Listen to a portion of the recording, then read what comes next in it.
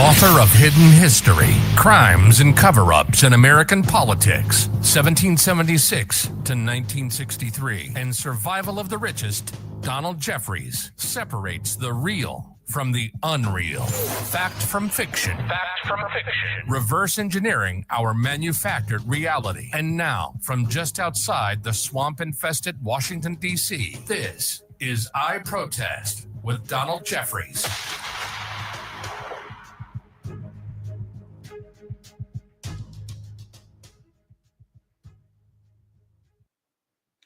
And welcome to I Protest. It's Donald Jeffries here with you, coming to you from just outside the swamp-infested Washington, D.C., like we do every week at this time. As the man says, it's just me today. Again, I've been hearing that apparently most of you, or at least a lot of you, prefer it when it's just me commenting on things and ranting and raving, and certainly I will depend a lot on your input, so I love having you guys in the chat. So get in the chat and ask questions, leave your questions and comments. Always appreciated. So we have the YouTube chat and we have Rumble as well. So see what's going on over Rumble. Hopefully there's some people over there.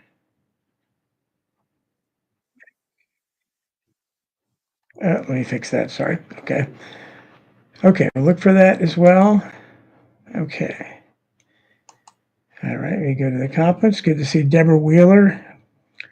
And Riley is, I don't know if Riley's going to come down for the show or not. She's, it's raining really hard here. So she doesn't take too well to the weather, especially the wind, but the rain gets her too. So she's been freaking out all day and she's not in her normal front row seat. So I don't know if I'll see her again. Hopefully she'll be coming down soon. She must know it's I Protest time. Jesus Hendricks, good to see you. Freethinker 59, Pat the Plumber. Good. Please call Riley down, Deborah. Well, the thing about Riley is, Deborah, is that it does no good to call her. I mean, once in a while she'll come, but most of the time she comes when she wants. She's very cat-like. She has a lot of non-dog features to her, and one of them is this aloofness. And we'll call her, she won't come. So that's one of my frustrations in life. And there's Robin Lee. Good to see you. So we're just going to go over some of the stories, and hopefully I won't be good to see you, Felix. I won't be kicked off my connection. I don't know if you guys saw me I was on Kim Iverson earlier this week. She's just a wonderful. I can't say enough good things about her. I mean, she's got a huge audience, and unlike a lot of people with huge audiences, she's really, really sweet. And she was very patient with me because and she told me, I guess I took this as a compliment. I said, I told Skyhorse, my main publisher, said, Don Jeffries is the best guest, but he has the worst equipment or his worst connection. I mean, I can't argue with her because but it seems good now. But we couldn't get anything to work, and she hung in there with me for at least a half an hour. I thought for sure she was going to say, "Forget it." She was very patient, and we ended up going over my phone. And she claimed she thought it looked better on my phone and sounded better on my phone. Anyhow, so I may have to do some interviews like that for now, but you can see like today it looks fine. It's up to the whims of between my internet and my equipment. So hopefully it'd be good enough at least to do a show on. So you can still catch that out there. I've left the link to it, and I did another big interview a few weeks back with Sherry Tenpenny again, and that'll be, I think it's airing Monday. I'll be sure to leave the link up there. No, Robin, we don't have Comcast here. I have Cox, which is what can I say? I can't really badmouth Cox too much because this is crony capitalism. You have your choice between a number of identically incompetent companies. So I had DirecTV for years, and I got it pretty much just because of the Sunday Ticket. When I was even more of a stupid NFL fanatic, playing more than one fantasy league, and just again the heroin addict. I compare my sports addiction to a heroin addiction. It's very difficult to beat. And even though I know it's ridiculous, but anyhow, so we were paying extra for that. And DirecTV, it would go up every year. And I said every month, I never knew what I was going to pay. And I would call them and complain and say, I have no idea what my bill is going to be from month to month. And then I'll talk to you people and settle something. And then I get something, the next time I get something else and I talk to somebody else and they say something else. So I finally just said, okay, I'm fed up with it. So we went to Cox, And Cox has been pretty much the same way. It's the same kind of thing. It goes up all the time. You're told different things by different people. So that's that's just unfortunate. That's the crazy crony capitalism. Yeah, I do, Robin. I do. We do need sports like that. And again, it's been a part of my life for it. And that's why I'm enjoying writing the book about sports because I'm doing research pretty much on my own. Well, the people at Cast Football, I'm going to have the guy that runs that on there at some point on the show here. They do a really good job, and they have a great database there where you can search. You can't find it anywhere else to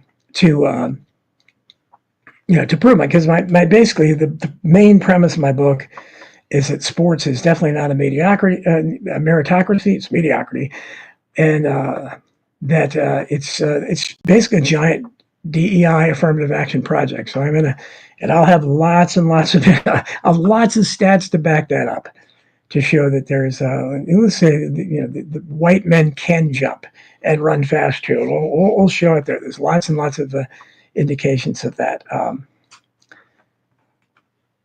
Restless Native says Starlink. Now I don't have any Starlink. I don't have a way to Elon Musk. Okay, in Rumble we have Rocky USA wants to know my thoughts on the tariffs this week. And Jeep Eye says, hey, from Perry, Oklahoma. Good to have both of you here. My thoughts on the tariffs. Yeah, I've mentioned, and as I watch the adventures in the stock market with it going up and down, I have a little money in there.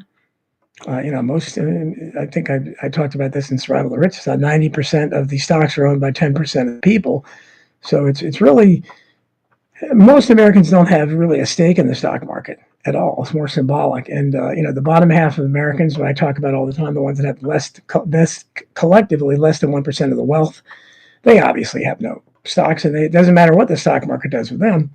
So, but I've been watching it because it's I moved around what money I have, and what's left of my 401k is in there. It's not that much, but I still don't want, I don't want to lose it. But at this point, you can't panic, and you have to stay and just hopefully, because it does tend to go up and down. And today it rallied again. Yesterday it crashed. The day before that, it had the biggest one-day rise in the history of the stock market. But that, the stock market is kind of paralleling, basically it is Trump in a nutshell. It's chaotic. It's very inconsistent, and that's Trump. I mean, that's what Trump is. Trump is very chaotic. He's very inconsistent, and you never know what you're getting from one day to the next with him. So the stock market reflects that. So I don't know where it's gonna go. When the tariff thing gets straightened out, I think obviously you'll see it return to a little bit more form of normalcy. But right now, obviously things are not looking good, and a lot of it is, I don't know how much is designed this, and I think so much of it is. But as I've explained, tariffs are something I think a good idea when you don't have, you're trying to protect your industry. But the problem is we outsourced our industry decades ago. We don't have any industry. So when Trump institutes these tariffs, he's doing it ass backwards. You need to have the industry first. So you need to have some domestic markets installed in place to compete with the imports, and we don't. On very few, we make drugs, and I don't know what else we make really. We don't even the cars we make. A lot of them are foreign companies coming here and making American cars. So I don't know what exactly. We don't make any electronics, that's for sure. So we have to build the factories, and then Trump isn't talking too much about that. We need to do that, and exactly. Russell Nader said to put in place the tariffs right after they move jobs out. Yes, and you should have. What he should be doing, he should be placing an onerous. I'd put 100% tax on the companies that moved offshore. If you moved your factory to Taiwan or Mexico or something where you're paying 10 cents an hour or whatever slave labor they do, okay, you do what you want there, but you're not going to get the profits you wouldn't get here. So 100% tax.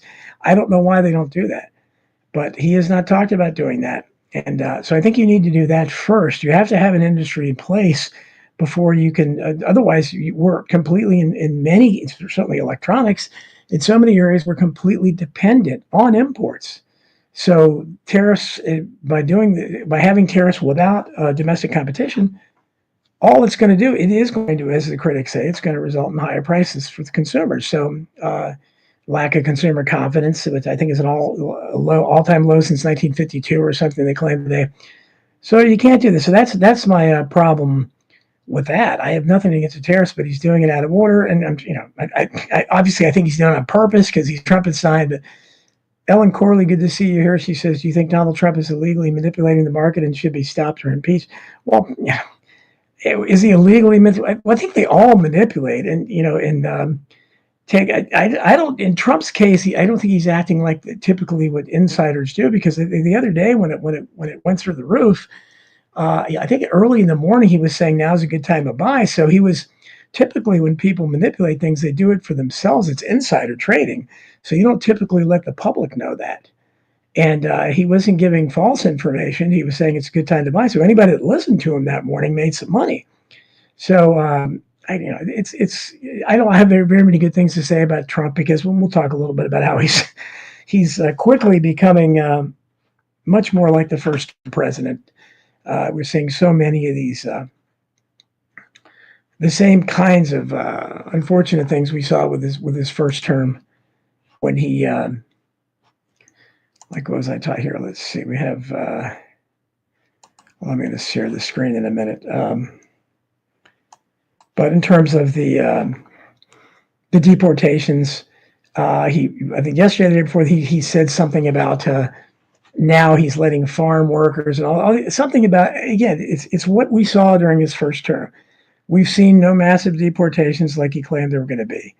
And now you can see he's backtracking. Everything I've heard is that he's actually been deporting fewer people than Biden did. And I don't know how you deport fewer illegals than Joe Biden did, but somehow he's managed to do it. Apparently he has.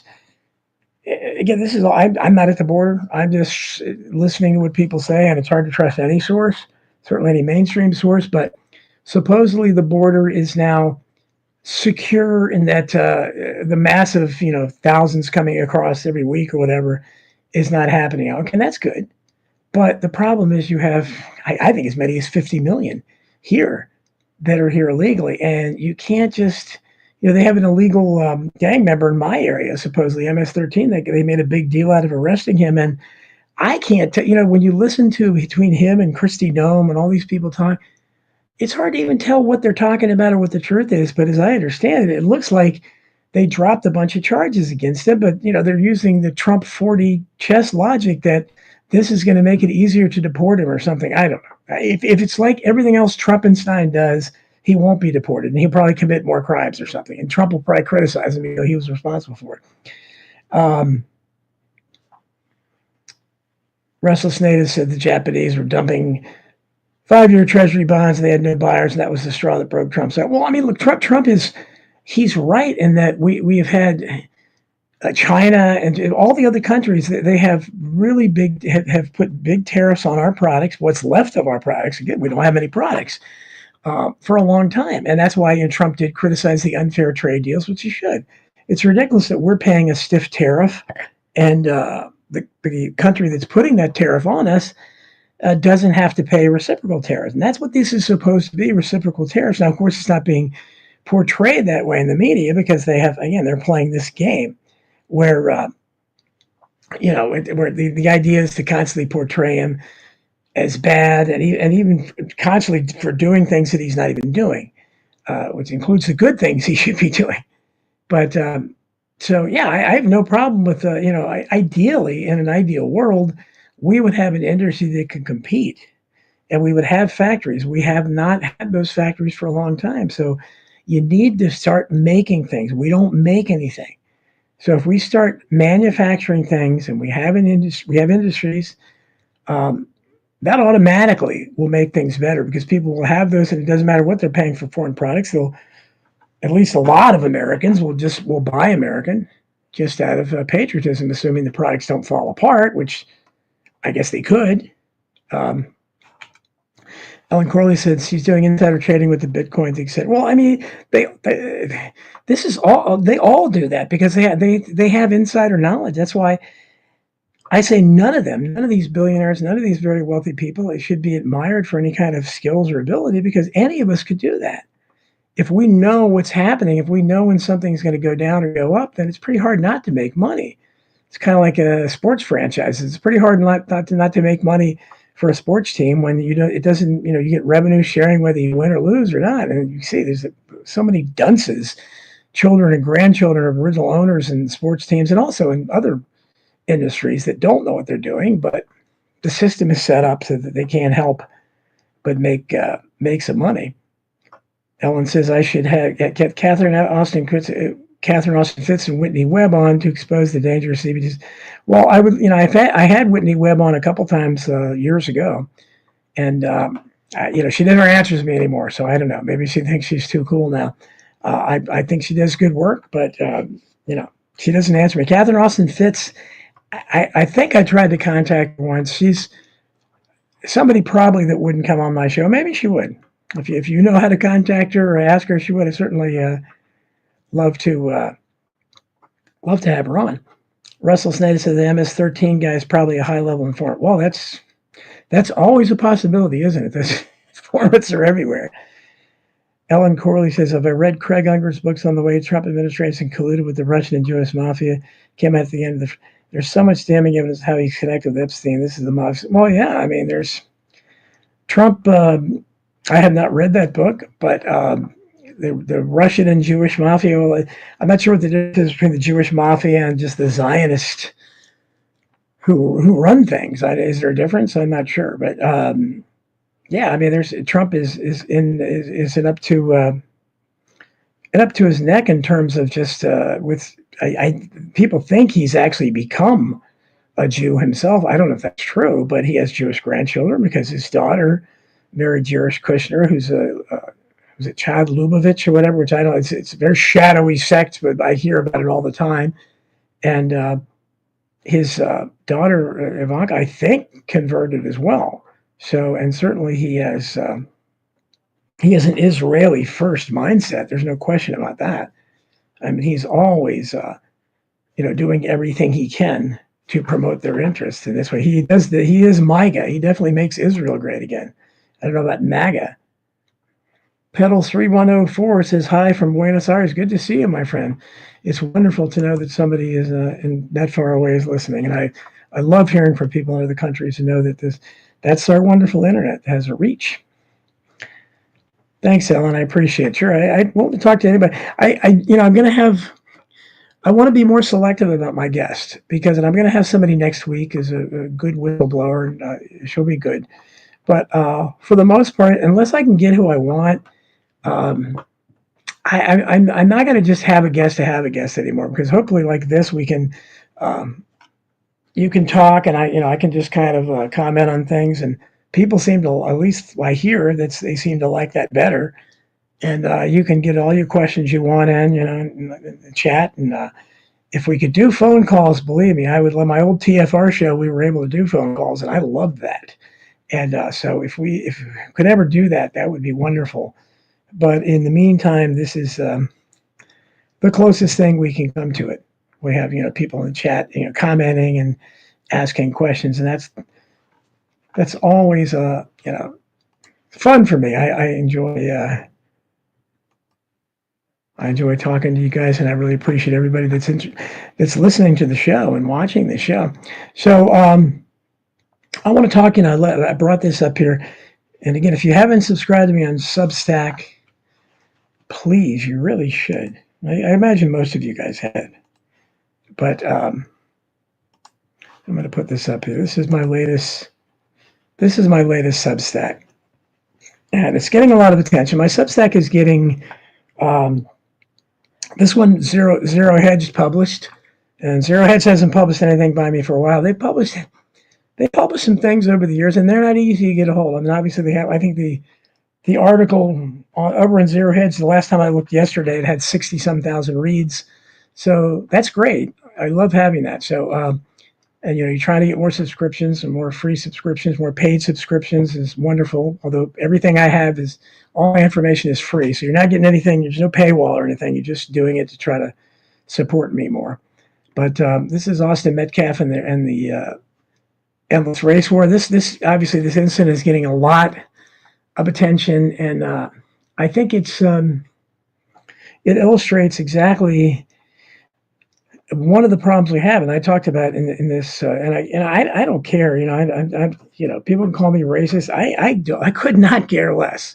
I treat everybody fairly. I'm an egalitarian, but I am never going to support ghetto culture, and that's what this is. But when you have a situation where one teenager just stabs another in the heart, and there's an attempt made, and there has been a really severe attempt to try to justify it. And you're having, and this is what I call this online black solidarity, and there's a lot of it. And in terms of, but even something like this even amazed me because this is such a cut and dry case. I mean, this was a kid who wasn't at the school, and anybody who's ever played sports or we just been in school activities, you know that there's you don't just go like barge into another school's area. There was a tent set up in this track meet for the participants to stay out of the heat or whatever, and to get in, and a place to put their belongings. And that was another concern was somebody in there, or they maybe wanted to steal because apparently they had problems with cell phones and backpacks and stuff being stolen there. So this kid who from another high school, and I don't think he was a participant at the track meet. He was just there at another high school, and he just shows up in the tent. So why? And then he was asked to leave, and he objected to that. And this is ghetto culture. You don't ask somebody to leave in ghetto culture, otherwise you're disrespecting him. So you can't. How do you have a situation like that in terms of when you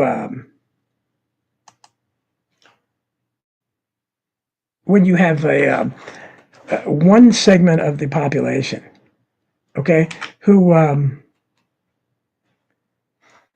has a completely different view on the basic tenets of your civilization. I've argued with it. I mean, I've argued with some black people and some not all black, but they're non-white, who basically ridiculed me for your white free speech. It's like, what are you talking about? They don't believe in free speech, apparently. I said, you don't believe in free speech? That's a white thing. Okay, we've already heard that, basic grammar is a white thing. Basic math is a white thing. How do you have a civilization when you have one group, proclaiming these anti-civilization comments, and who does not want to act civilly? I put in the end of my column here. I said, I capitalized the civil in civilization, and I said that's why they call it civilization. And if you're not going to act, if you're going to refuse to act civilly, I don't know what you can say. Yes, Ellen, I did. I did have Mary Maxwell, and again, that was her problem. That wasn't mine actually, but it was a connection issue with her, so we weren't able to talk that much. And she's a fascinating woman. She's been on several times. Chris Graves, great to see you. It's wonderful here. We are living in an upside down world, Rocky. There's no question about that. And people obviously asking how Chris is doing.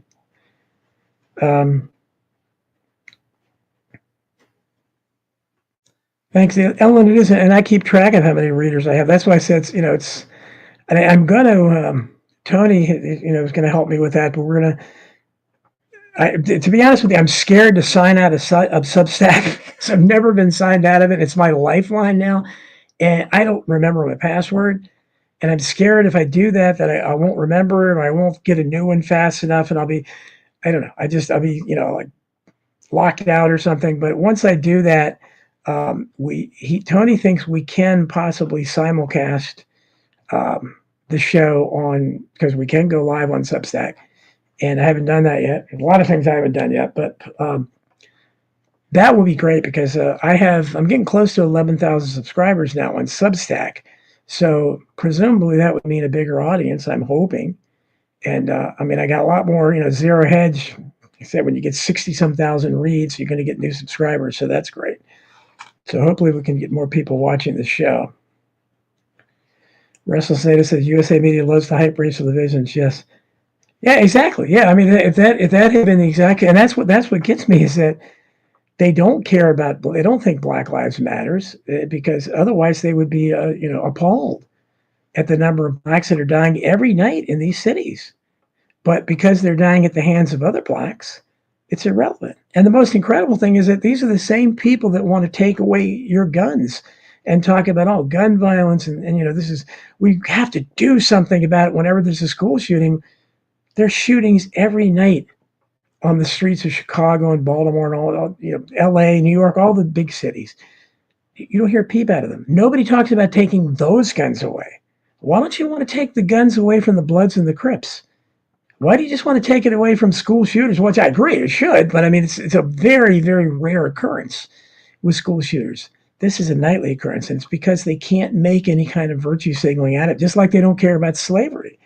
They continue to talk about our slavery when there are 40 million slaves in the world today, 10 million in India alone. Do you hear anybody demanding a boycott of India? Do you hear anybody talking about how it's awful that in 2025 we have 40 million slaves? I think at the height of America we had 3 million or something. Um, slavery is obviously it should be slavery is wrong wherever it is. Is some slavery more equal than others? But obviously, if you can't get any virtue signaling points out of it, and you can't. I mean, what's the take going to be in India? Brown people enslaving other brown people. The usual suspects, they don't care. So it's not slavery they're opposed to. They don't care about slavery. And the fact they're not only indifferent, but they completely ignore the slavery that's going on today, that proves that. They don't care about slavery per se. It's who's enslaving who. So they still want to talk about just one aspect of slavery, which was the slavery in this country, where African Americans enslaved by a very, very small percentage of whites. I mean, a tiny percentage, less than 5%. So that's what they want to talk about. When in fact, slavery was practiced all over the world. And again, it is still practiced today. So if it's something that you're still wanting to have college courses about, and you're still trying to implant in young people's minds today to still be bitter about, and you hear idiots like Jasmine Crockett and people like that talk about, y'all, we ain't picking cotton anymore and stuff like that. Well, like you've ever picked cotton? Maybe you got a cotton ball out of a medicine bottle. That's as close as you ever can. I mean, how? And nobody answers her. Everybody says to them, that's true. That's true. I mean, it's like, how that's such a slap in the face to people that really did have to pick, that really were slaves. I mean, it's just ridiculous. Ron Helton says, if my hard drive crashes, you should check your browser to see if it's saved in password manager. Do a password and write it down. Well, yeah, I typically do keep all my passwords, but I don't know why I never wrote my Substack with that. It's never logged me out, so I don't know. I hope I can pronounce this. Let me see. A-E, it's tree. It's tree, J. Bought most of your books. Said, well, I thank you very much. That's very nice of you. There's 10 of them out there now, so they're available wherever you can find books. Good luck with masking the truth. That's a little harder to find, but because they are censoring that. Ron says, we are enslaved to a central government that is owned by a foreign government. Where's the outrage for this? Well, exactly, yeah. There's it's only some slavery that get because if you look at we don't really know what plantation was like or anything. I don't know. I have no idea. They lie about everything. So in my Substack article, I joked, for all I know, the whites of that day and age, maybe they were cucked out to the black slaves. I don't know. I talked about my Uncle Logan, my who died a long time ago, but all my relatives are much older than me. I was born late in life, but I just heard stories about how in the 1940s, I think he was working at a warehouse or for some company, whatever, and he used to regularly get beaten up by the blacks that worked there. This is the 1940s. So where was the white supremacy even then? And I put in my article, and this is I heard from so many people. We get hundreds of comments on these articles now, and people experiencing the same situation that are my age. And I talked about in the 1970s working with, I worked with a very diverse group. And in the 1970s, black employees, I saw over and over again black employees not held to the same standards as the rest of us. They were allowed to get away with stuff. The white supervisors, the white managers, the white directors, the white administrators, high ups, chain you want to go, they were all gutless. And all they had to do, I didn't want, nobody wanted them to be treated unfairly. Treat them like everybody else. Why can't, if there's a rule, why doesn't it apply to them? And that's the way it was then. It certainly was. And I saw that, when I moved on and worked in IT for years. The blacks that were there, I tell this story about, it really illustrates everything I think that's wrong with our country. There was a guy that worked in IT, and he had a higher position than me. And, again, he was a blithering idiot. He might as well have had DEI stamped on his head. This guy was a clown. Everybody knew he was a clown. Everybody did. He fell asleep constantly on the job. He would be, talking loudly on the phone and cussing and stuff like that. His personal phone calls. Nobody dared to say a word to the guy. We had a meeting. They had an Indian guy, and again, this is not just a white thing. That's what I pointed out. The entire world is cucked towards blacks. I don't understand why, but this guy, this real hard ass Indian guy, became the new director of IT. And he held a meeting. Everybody has to attend. It's mandatory. And during it, he actually looked at the door and says, "If you don't like it, there's a door." And pointing the door like he threw that one out there, that old chestnut. And but during this meeting, while he was pointing at the door and telling us we leave, all this hard ass stuff he was going to do, this black guy, and I had never met him before, I'd heard about him, but instantly when I saw him, I said, "Oh, that's got to be him." He was sound asleep. Head back, I hadn't even been snoring, in the middle of the center of the room. And this Indian guy, you talk about ignoring it like a giant elephant in the room, because it was a giant elephant in the room. He danced, and I wanted so bad to have the guts to point over there and say, but I didn't want to lose my job, because I would have just before pointing it out. And that's the problem. So you can't have a situation like that if the rules don't apply to everybody equally. If the standards of conduct aren't the same, certainly the laws, we already know the laws don't apply to the rich and the wealthy. They never have. They're above the law. But among the common riffraff, you can't just make certain rules like that. Otherwise, nobody's going to respect them. So I don't know about you guys working for your companies, but I don't know why anybody would respect the rules or anything at any of these companies, because if they're not applied to everyone, and they're not, they're just simply not. Twisted Pistol said his Mexican grandfather worked the field starting at age 8, never complained, bought a new home in South Central in the 60s, and all 10 of his kids became successful. He couldn't read or write. Well, that's a great American success story there, Twisted. That's the kind of stuff we used to hear when you could have upward mobility. I don't know that there is any upward mobility now. Ellen Corley said her 97-year-old father said he grew up in the 30s and 40s fighting with black kids in Marietta, Georgia, but there wasn't violence between the races that I ever knew. I think the idea of segregation is driven by fake news propaganda, divide and conquer. Well, it is, but what you're seeing now is you're seeing a lot of black people that seem to want segregation, which, the blacks have largely repudiated the civil rights movement, which is really kind of incomprehensible to some of us. And I grew up listening to Martin Luther King's speeches, and now I've heard so many things about Jason Whitlock, who you guys know I love, the fearless black podcaster, who's an iconoclast, and I think he was a little too tough on Martin Luther King, but and Martin Luther King, apparently, like Kennedy, maybe even more than JFK, had his problems with women, and the fact that he was a reverend makes it even more hypocritical. So how much of that is true, I don't know, but they killed him. They certainly did, and so I hate to just kind of discard someone that was a hero of mine, but that whole movement was built on integration. When I was a kid, it was the whites that were didn't want to integrate with blacks.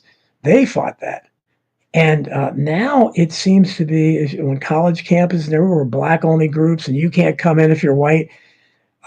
They're the ones that seem to want segregation. So it's very strange, and I just don't know. But again, that's why this Austin Metcalf case. If it comes down to a case, if you have one particular race of people that can't just unequivocally say, wow, That's horrible. That's a horrific act. I feel so bad for that young kid that lost his life at age 17 over nothing.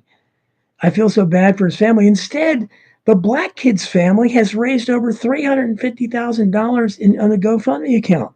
Really? And our own Chris Graves is in the chat room, and many other people I know could certainly use some help through GoFundMe. And I think they could, live to be 200 years old, and they're never going to come up with $350,000. And yet, somebody who is giving $350,000 to a murderer's family? That's insane. For what? So he can get the kind of attorney to get off it? I don't know. Ellen says Martin Luther King said he'd never seen racism like he saw in Chicago. Yeah, that's. I think the racism was worse up north. That's why the South got the reputation. But Randy Newman, one of my favorite albums of all time, I love Randy Newman, just for the fact he made an album, Good Old Boys. The only guy I know that devoted an album to Huey Long, and it's all about him. He has a version of Every Man a King. And he talks about the racism in the cities of the North, and how it's unfairly painted as a Southern thing, and it was not. Twisted Pisticle says not JFK, but who was your favorite president and why? Well, JFK obviously was my favorite president. It's not even close. Especially the ones I've known. I mean, the ones I've known, they've all been horrific. Although I did say on Rents Monday, I think Jimmy Carter was less bad than the others. That doesn't say much, but I think he, my first vote, I never really liked him, but I think he did less damage overall. He had less personal corruption. He didn't, you don't have a body count associated with him, but it's certainly not good. He did some bad things certainly, and didn't do a lot of good things. But historically, Jefferson, I still think because Jefferson's my hero. So I would say JFK is obviously my number one. Thomas Jefferson and Andrew Jackson had mostly good things. He fought the banks. He was a populist, but he liked war too much for my taste. And plus he was a high-ranking Freemason, but a lot of them were. So who knows what he really believed. But Andrew Jackson still appeals to me on some level. But so does John Quincy Adams, who was his enemy. But John Quincy Adams was a really brilliant man who fought the Freemasons and was probably the most intellectual president we've ever had. I think he spoke like 8 languages. I talked about him in my book, Crimes and Cover-Ups, American Politics, 1776, 1963. Got a real great respect for him. And all the early presidents were good. I mean, Madison was pretty good overall, and Monroe, and obviously Washington. Even John Adams had some good things about him, although the Alien and Sedition Acts obviously were horrible. And then he became good friends with Thomas Jefferson. So really all the presidents, except for James Polk, and I talk about him in American Memory Hole because he was the first president to, to really overstep his boundaries with the U.S.-Mexican War, which really did cross a line for the first time, and it paved the way for Lincoln and later Woodrow Wilson and all the awful expansionism that we saw. But if you take Polk out, the 15 presidents before Lincoln was the 16th president, the 15 presidents before him, you had none of them really, even the worst of them, they didn't think of overstepping their constitutional boundaries, other than Polk to the degree of the U.S.-Mexican War.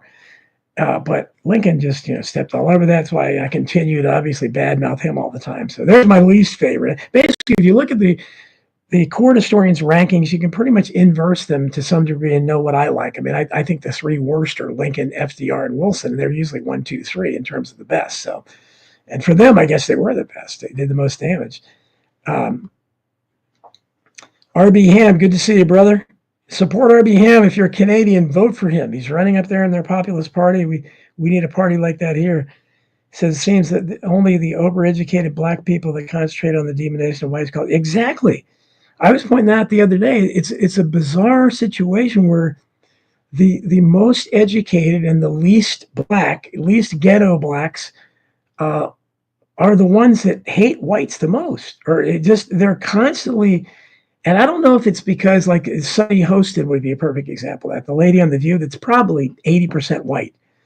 And the ones that have a lot of white in, they seem to really, maybe they resent the fact they're not all white. I don't know. I can only speculate, but it's ridiculous to hear them, because this is the problem, as I wrote in that article, is that you don't have black public figures other than Jason Whitlock, to the extent he's a public figure, condemning ghetto culture. So you have, I mean, and even something like this, if you can't come out, the Congressional Black Caucus, if it had any kind of morality or principles, they would put out a consensus statement and say, we find reprehensible the statements of so many black people on TikTok and so forth that are trying to justify this senseless murder. But you're never going to. I'm sure that eventually they'll come around. I mean, they're lying. They're constantly saying that the white kids started the fight by saying, hey, you need to move. This is not your high school's tent. That's starting a fight.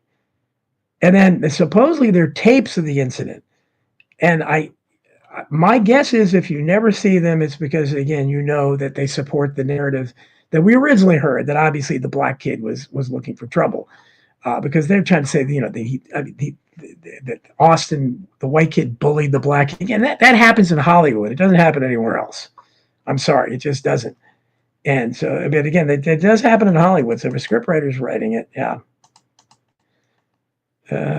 John Bascom, good to see you here. He said he walked in a barbershop in Peak, Alabama, and as soon as I walked in, the whole barbershop went quiet, and the looks I received said, "We don't want your kind here, cracker." Well, I admire you for walking into a black barbershop.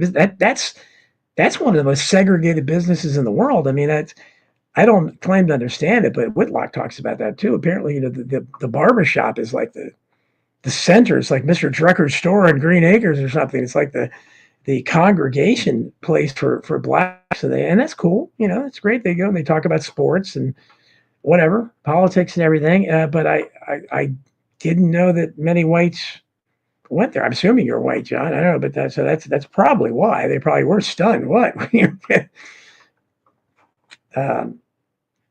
Twisted Pistol says California's far more segregated than well, yeah, and that's economics have segregated us. I mean, just look at communities. And what is a hood? A hood is a segregated place. I mean, I don't know what apartheid was like, but it has to, it couldn't have been any worse than that. Yes, sir. Aedes Trey J. Yes, that's right. Calvin Coolidge, because he didn't do anything. Yeah, I said that before. I got to rank Coolidge high because he didn't do anything. And they really unfairly, but they credit the presidents with whatever economy is going on a lot of times. And I think they're largely, most of the time, they don't deserve the credit or the blame, at least on all of it.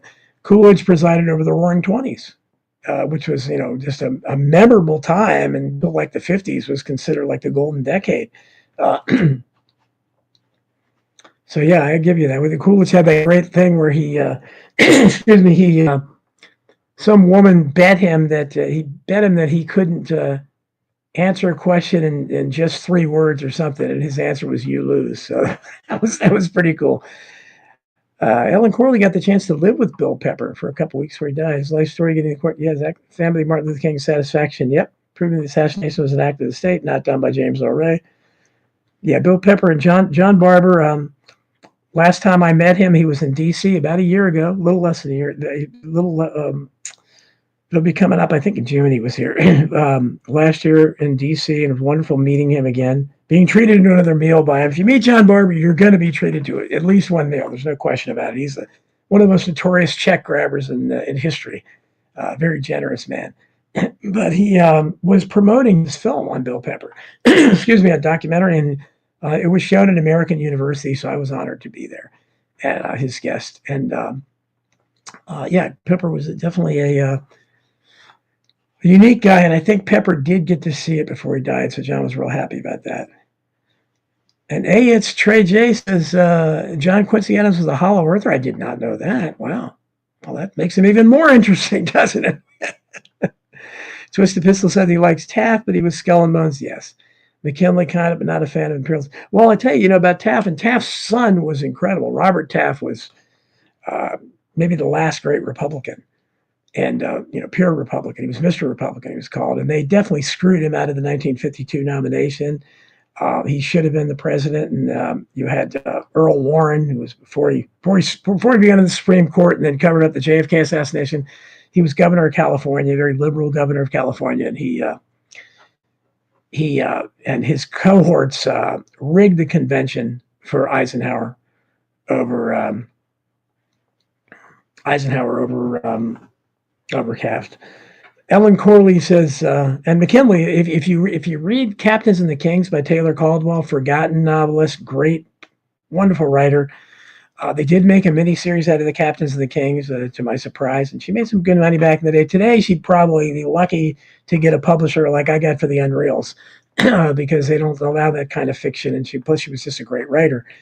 But she has a scene in there where McKinley was assassinated, and McKinley's assassination is suspected all of them. Because he wasn't, he did object to the plans to go global. So I don't know if that's true. And Teddy Roosevelt was, of course, right in there as Mr. Imperialist, who had the opposite. He was one of the biggest warmongers you're ever going to find. Ellen Corley asks, why am I so opposed to Lincoln and FDR? Well, you read my book, Crimes and Cover-Ups, for Lincoln. I was very influenced by Thomas D. Lorenzo's work. I've had him on the show, who wrote The Real Lincoln and Lincoln Unmasked. I loved Lincoln like everybody else. I mean, he was my hero, and Lincoln is very it's deceptive studying him because he was a very poetical guy. He had a way he could turn a phrase like a poet. So his speeches still ring. Is the better angels of our natures with malice towards none. I mean, he knew how to turn a phrase, fourscore, and say use words that people didn't normally use. So I give him credit for that. But his record, it took me a while. I was in the public library probably 20 years ago or so, and maybe more. And I saw this book called The South Was Right! By the Kennedy brothers. They're Donald and Ronald Kennedy or something like that. And I said, well, I've got to read this. So I read it, and I was shocked because, again, it's not opinion. These are anecdotal accounts. If you read accounts from the South during that time, and you read, like there was a woman that met Lincoln in the White House because, Lincoln, upon his election, he was already canceling the commission of officers that he thought were disloyal. And one of these guys was a guy named Tansel, I think it was. And his wife was saying, he's been arrested. He hasn't, the charges haven't been, Lincoln suspended the writ of habeas corpus. So people were arrested. Literally in the middle of the night, their homes were broken into and they were torn out. They were arrested in church. Look it up. It's all there. They don't know how many thousands of people. They can't even put a number on it. And I've written about some of them, the most notable being Frank Key Howard, who was Francis Scott Key's grandson. You talk about irony, historical irony. Frank Key Howard was placed in Fort McHenry, one of the many makeshift prisons Lincoln used for his J6 type political prisoners.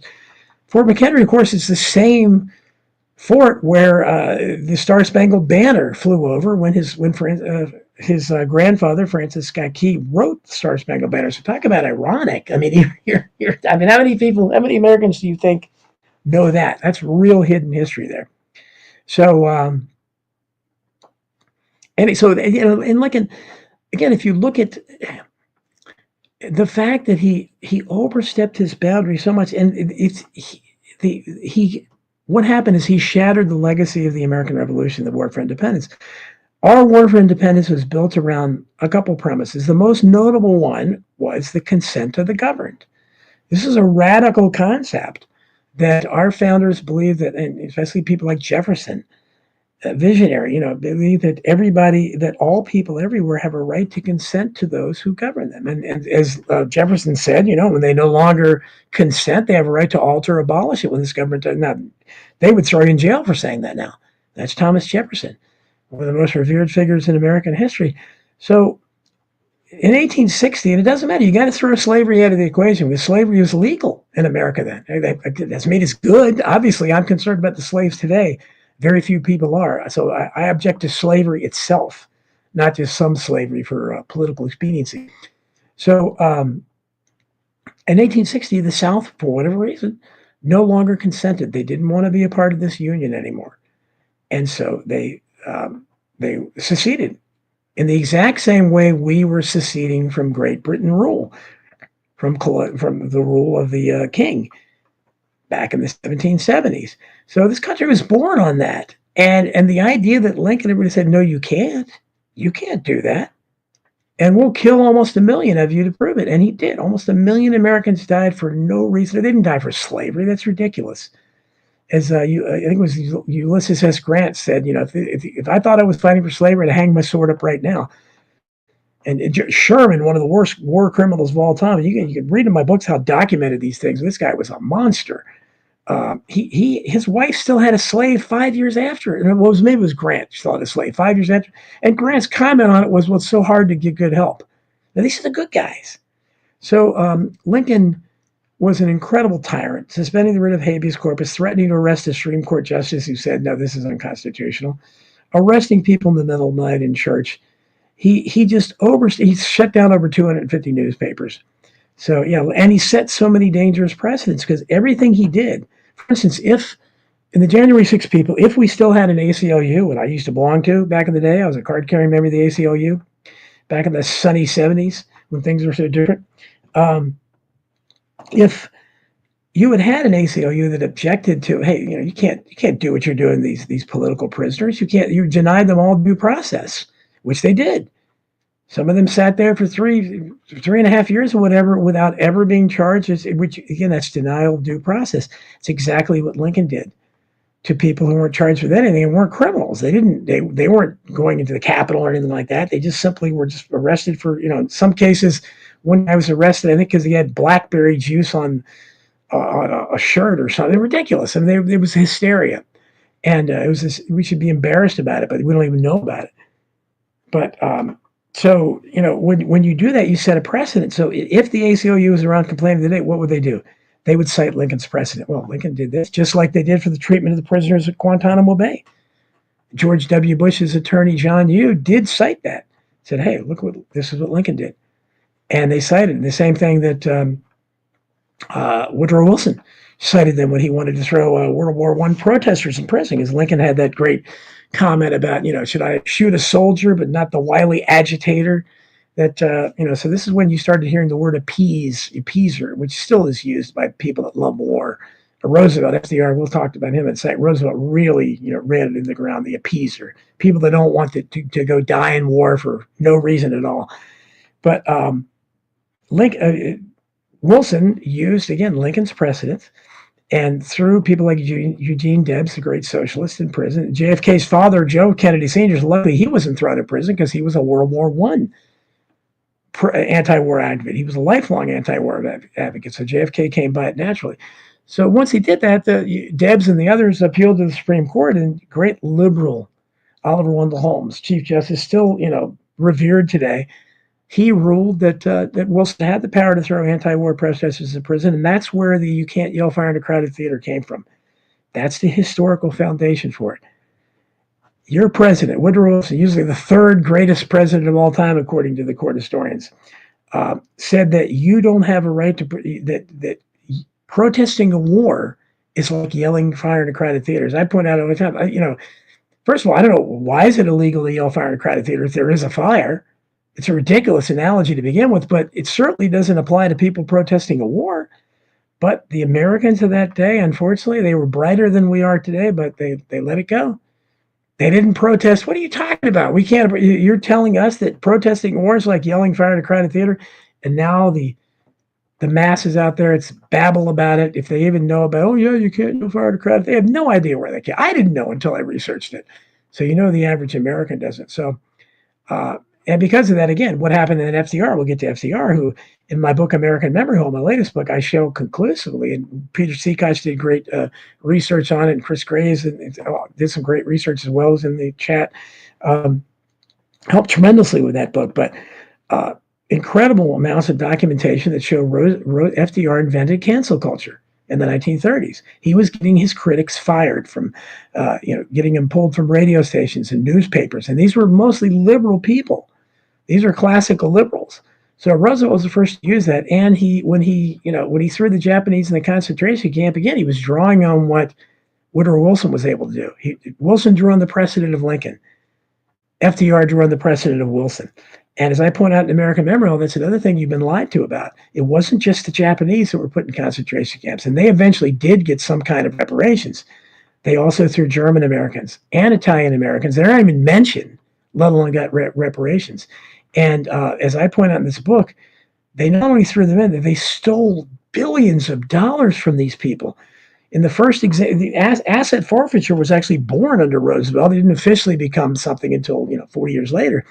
But at that time, they stole the businesses. The Germans alone, I think, lost like $4 billion or something in businesses alone. What they would do is when they rounded up these people and sent them to the camps, and they did send them to concentration camps. We did, America, good old liberal FDR, and they never got when the war was over. When they were released, they didn't get their homes are gone. The government had confiscated them. Their businesses were gone. The government had confiscated them. So I mean, nobody talks about it. You talk about a crime against humanity. So it was grand theft. But again, you go back to Lincoln, and you can read my book, Ellen. I give plenty of examples how the Lincoln's troops invented the concept of total war, concept of just of stealing from the enemy, raping, the plunder. I have a letter I published in there from a Union soldier, and this is the best evidence to me historically because there's no possible ulterior motive in it. This guy's bragging about how much they've stolen, but he's complaining that Sherman is taking a big cut of everybody. Sherman is overseeing the graft, and he's saying, he's got enough gold and silver to open his own bank. Those are the kind of things that show you. And we see in American Memory Hall, you'll see how this is repeatedly. It would later happen in the Philippines and Mexico and Haiti, all the countries we invaded under Woodrow Wilson that have never been reported to you. He was the first expansionist president. So anyhow, that's just a little bit there. Alan Corley says thinks Washington didn't really was honest. Well, Washington is somebody I kind of have mixed feelings about because I want to. He was certainly a statesman of character because he could have become king, and a lot of people wanted him to be king, and he willingly said no, I don't want to be a king. So he did set the precedent there. The problem with Washington was he was too swayed by Alexander Hamilton, who I despise, and I think there's a good reason why he's the only founding father that has become a black Broadway star and everybody thinks is cool, because he was the banker's favorite founder. He invented debt.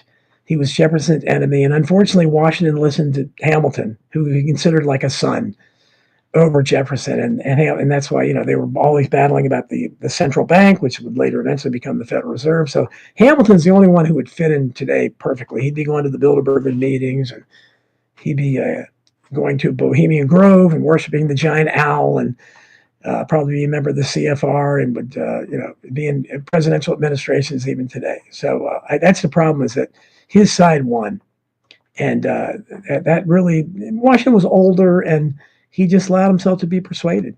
So certainly I can say bad things about Washington, and Washington's behavior in the Whiskey Rebellion was certainly nothing to write home about. I think he was way too heavy-handed in that, and the people involved in that rebellion had some good points that, hey, this was, your revolution was about taxation, and that's exactly what we're arguing about.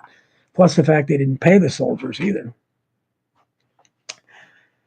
Ron Hilton says Jimmy was really short. He probably would not. Yeah, Madison was very short. I think he was the shortest president. Basculin said Taft's a huge imperialist. No, I didn't say that Taft wasn't. I said that McKinley wasn't. Taft's son was really good. Now, William Howard Taft, I don't know. I think he was better than Teddy Roosevelt, who kind of screwed him over. He ran third party against him because that was his boy. But Ellen says, what do I like about Jefferson and JFK? Yeah, you mentioned they both had a strong, well, JFK especially. JFK, and I've talked about him so repeatedly, he stands out in contrast. He's the only president I know ever in history that rejected because again, you had these people, and I've written about them in my books. I have all the quotes from the people, from FDR to Bill Clinton, and everybody, Benjamin Disraeli in England, everybody, they all talk about the powers behind the scenes, that we know we're not in charge. They all know it. They know somebody is ruling. They just don't either. They know who it is and they're not saying, or they don't know, and they're saying. But whenever war has been ordered by these powers behind the scenes, no president has ever stood up to them except JFK. And JFK stood up over and over again. He stood up at the Bay of Pigs, where he allowed them, because that That was planned during the Eisenhower administration, and Nixon actually was in charge of it. It was a CIA thing from top to bottom. But JFK was a young president. He was too trustworthy, too trusting. And once he saw what this fiasco, he pulled the air. He said, "No, we're not giving you air support. We're not making this worse than it is." And he fired Allen Dulles and Richard Bissell and Charles Cabell, the top three officers in the CIA, right after it. So, and he was at war with the CIA from then on. But that was one thing. And then the Cuban Missile Crisis, everybody except him and RFK, everybody else wanted to go to war with Cuba. JFK alone stopped that. Operation Northwoods, which we didn't even know about until the 1990s, and we wouldn't have known about if it hadn't been for the Assassination Records and Review Board, which came about because of Oliver Stone's movie JFK, accidentally, believe accidentally, or they wanted it to, got released with the JFK documents in the 1990s, and we found out about this insane plan that Joint Chiefs of Staff and the CIA had worked up to have plane crashes, real and imaginary, all these terrible incidents, and again, talk about crisis actors and very Sandy Hookish, what this thing sounded like. And JFK said, no, this is madness. To his eternal credit, he stopped that. And he stopped it alone. And then, of course, Vietnam, we know that we know from the National Security Action Memorandum 262, that Oliver Stone talked a lot about in this movie, that he'd started the withdrawal process from Vietnam, and 1,000 men were going to be withdrawn by the end of 1963. And all U.S. forces were going to be out by 1965. And so, he was a man of peace. And again, if you look at his American University speech in June of 1963, it's the most incredible speech ever delivered by an American politician. It's the only, maybe by a world leader. It's the only time I've heard any world leader talk about his enemies in human terms. He said the Russians, the Soviets, who were the enemies at that time, he said they breathe the same air we do, that they care about their children's future. I mean, can you imagine FDR saying that the Nazis cared about their children's future or something? I mean, he looked at them in human terms, and I can't say this. My good opinion of JFK just keeps growing, especially in contrast to everyone else. In Jefferson's case, it was a little bit. Jefferson was just so brilliant. I mean, he was. You can argue that he invented classical liberalism in America. I mean, but if you look at what he wrote, and again, I love, people like Patrick Henry and Thomas Paine were even more radical and more to my liking in many ways. But Jefferson had real power, and he was always at odds. And something in the news now, I talk about judicial review. I think I'm the only one talking about it. But Jefferson was, from the beginning of the Republic, he didn't like what he saw. When John Marshall, the first Supreme Court Chief Justice, overstepped his boundaries and broke the balance, shattered the checks and balances by coming up with just judicial review concept. And Jefferson was saying, "What are you talking? You can't do that. That's not what we intended. We didn't intend for some judge just to have something put before him and just to rule whether or not it's constitutional." Well, again, he lost. Unfortunately, Jefferson lost all these battles, and so now we come to today. And so you have somebody like a Trump. You can debate whether we want executive orders or not. I mean, that's another thing that I don't really like. But the problem is we have such a weak Congress that we can never get them to do anything. And the idea was we're supposed to have three separate equal branches. The judiciary became more powerful right at the beginning. And then with Lincoln, the executive became more powerful, especially with the imperialist presidencies of Lincoln, all the successful ones, the ones that people like Lincoln and both Roosevelts and Wilson and so forth, and pretty much all the modern presidencies. So, and here the legislative branch has always been the weak sister. They're standing in the background. Like right now, what's happening with Trump with the executive orders or any president, those should be going through Congress. But they know they can't get it through Congress because Congress is always do nothing. It's always bickering back and forth and partisan about stupid stuff. So they can't get them to do anything. So I understand the attraction of the executive orders. That's really the only way you could get something good, maybe, potentially accomplished. But what has happened so far? Trump issues an executive order that I suggested he should have done a long time ago, and that's banning birthright citizenship, which is a stupid idea. That wasn't anything that anybody wanted in the Constitution. And what happened? A federal judge said, no, not constitutional. Just like back in the early 1990s, a very different California overwhelmingly passed Proposition 187, which tied all government benefits to citizenship status. So if you were here illegally, you couldn't get any government benefits, that's what you do. Then you will get self-deportation. But what happened? It went to a federal judge, and the judge says unconstitutional. So that the will of millions of people that voted for that was thwarted. So that's not a constitutional republic or a democracy. And that's what we have with judicial review. So just for that alone, you got to love Jefferson. And I continue to just be amazed when I read his words and the fact that he believes so much in power to the people and all those things about people have a right to alter or abolish it and all those things, and where the people fear the government, there's tyranny, and where the government fear the people, there's liberty. All these great things that nobody else is saying that still resonate today, all these years later. Twisted Pistol grew up in an all-black ghetto. Can't say I hate whites, but grew up in white suburbs. Yeah. Yeah, exactly. Well, that's the thing. So many of these people did, and it's because it's the ghetto culture. It's become to their benefit to claim they were. I mean, what other? I think the claim you were in poverty or something. I came from the hood. It's like it's so stupid. They've glamorized this beyond anything you saw in the 1930s with Al Capone, and they did glamorize that a little bit with the James Cagney and the gangsters, and that was bad. But this is way beyond that because the stupidity is unbelievable. And the amount of blood on their hands from glamorizing is just incalculable. Oh, Ellen, you saw me at Jan Barber's film? Okay. Kian says 50% brothers in Savannah, Georgia. Beautiful swelter. Ron Helton says, yes, of course they everybody was brainwashed. I thought Lincoln was great. And I studied his assassination early on. He was killed by an inside job. There's no question. I'm still not sure why. Maybe they were telling the truth about one thing and that he did want malice towards not in charity for all. And he was going to allow the South back in without the horrible Reconstruction. I don't know. Good to see you, John Lawler.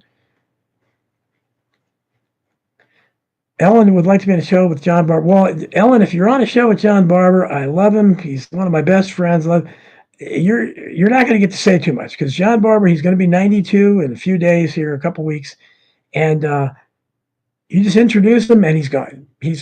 I've never seen the kind of energy that anybody has for his age. It's amazing. So I can ask him, but I think it's going to be pretty much a one-man show because it always is, and I just come to expect that. And I love him, so it's great. John Boscon said Lincoln arrested Yankee newspapers, shut down. Yes, he did. He shut down. Lincoln. It just the things he did. Again, it's Tom DiLorenzo says that the Lincoln cult and the R cult. You talk about a Trump cult. The Lincoln cult is all about making excuses for everything Lincoln did, and they did. They have to. There's nothing else they can do. But again, he freed the slaves, which he really didn't do. The Emancipation Proclamation. And again, you read some of Lincoln's statements, read like something the Grand Wizard of the Ku Klux Klan would say. I mean, but that's the way all white guys were back then. He was a member of the colonization movement, which wanted to colonize blacks back to Africa. Most white leaders back at that time were. So it's no shame on him for doing that. But what he did is he was a opportunistic politician, pragmatic. He was no dreamer or anything. They completely, he was in the pocket of the railroad. This was a corporate lawyer. My hero Huey Long was famous for saying that he'd never taken a case against a poor man. Well, I think Lincoln, you could honestly say, never took a case for a poor man. Lincoln was a corporate lawyer. And as we point out in American Memory Hall, if it can be believed, Lincoln actually represented at least one slave owner against his runaway slave in court. So you think the great emancipator, why wouldn't he represent the runaway slave? No, he represented the slave master. That was Lincoln. Everything you know about him is wrong. He was completely the opposite, the antithesis of what they try to. Thank you, Ken. I appreciate the kind words. I don't know about historical genius. I'm just telling the truth, and that's all. And that very few people will do it. Let's see here. Why do populists like Stonewall Jackson so much? Ellen says. Well, there was a romanticism with Stonewall Jackson. First of all, he's got a cool name, and he died. And there's no. I hate war. I'm not interested in it. But I trust the people that say he was maybe the best military strategist that we've ever seen, certainly in American history. And just the fact that the South was able to hold its own for so long with the North when the North outnumbered them so much is because you had people like Grant who was a drunk and knew nothing. Even Lincoln's wife, Mary Todd Lincoln, called him the Butcher Grant because his whole strategy was one of attrition. He said, we've got more men, and so we're just going to overwhelm them. We don't care how many people get killed. And that's why George McClellan, another one treated unfairly by history. I think he was the only decent guy, general, and he was originally the leader of all the troops before Grant. And of course, Lincoln didn't get along with him because he got a case of the slows. He wouldn't, and he wrote, I published it in Crimes and Covers, a very moving letter where he talked about how badly he felt for all the men he'd lost. He cared about it because he said he wanted to have a strategy where you could use, and he was a brilliant strategist. He's the only Northern general, I think, that was. The rest of them, Sherman and Sheridan, these guys were bloodthirsty savages. And Grant was a drunk idiot who stumbled into victory because he always had a vast superior amount of troops. But McClellan had a conscience, and he said, and just to how great a man he was when he was running for president. His prospective Secretary of War was Lincoln's was great enemy in the North. God, I can't believe I've forgotten him now. God, I'm getting terrible on names. I wrote about this in the book, but he was God, what's his name? They arrested him. He was the one that was arrested in the middle of the night. He was a Democratic congressman, and I can't believe it. Maybe somebody can tell me in the chat. What? I guess old age is creeping up on me. I need to take more of Alex Jones's brain force or something like that. But this guy was going to be a Secretary of War. So McClellan would have ended the war if he had been elected. And there was massive fraud in the 1865 election as well. 64 election. And again, I have proof of that in my books. So I think Stonewall Jackson was almost certainly killed by friendly fire, maybe assassinated. I talked about that in my book too. I think that's why. And Jackson, like a lot of the people in the South, was actually he ran, for instance, he ran a Sunday school. He was religious to an absurd degree. He was very extremist, but he ran a school for colored orphans, as they called them back then. A Sunday school or something like that, or maybe it was a school. But again, not indicative of a really racist guy to do something like that. Ellen Keller, do I think he was Alexander Hamilton was an agent of Rothschild's? A lot of people think that. I don't know. I don't know what kind of concrete evidence he was had, but yes, I've heard that, and wouldn't surprise me because he was the father of debt, and he was the banker's favorite father. So he would be the one that they would have in there if they were. Good to see Karen Carpenter strolling in. Wilson was brain dead in his later years, and his wife basically, yes, exactly, Alan. Yeah, that's true. Again, that's kind of been glossed over, much as Roosevelt's fact that he couldn't walk was glossed over as well. Yeah, I mean, these were, depending on who the president was, that's the court historians pay more attention. Like, for instance, they paid a lot of attention to Kennedy's alleged Addison disease and the cover up there, but also they claim he was having sex with every movie star in the world too. So I don't know how you can be on death's doorstep and yet have more sex than any man has ever had in the history of the world. But somehow they attribute both of those to Kennedy's.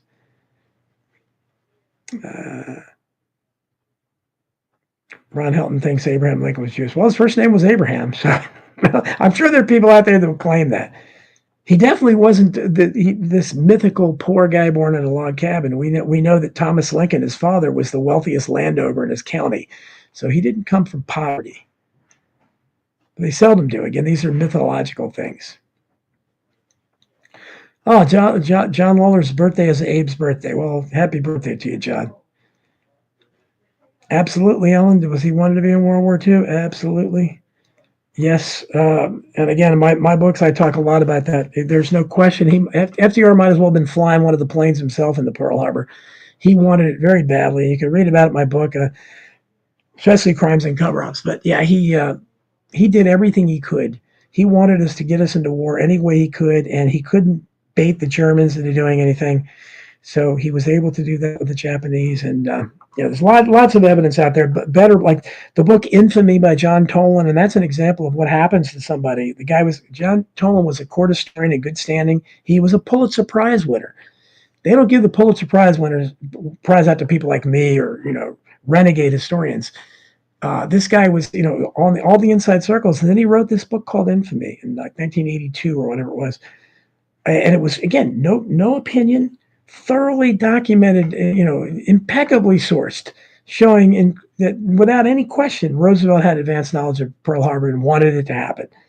And he was drummed out of the court of historians. He ended up he was he was called a Nazi, which which is ridiculous because his book had nothing to do with the Nazis. But that's there was name calling, and even somebody who had been in such good standing was drummed out of polite society.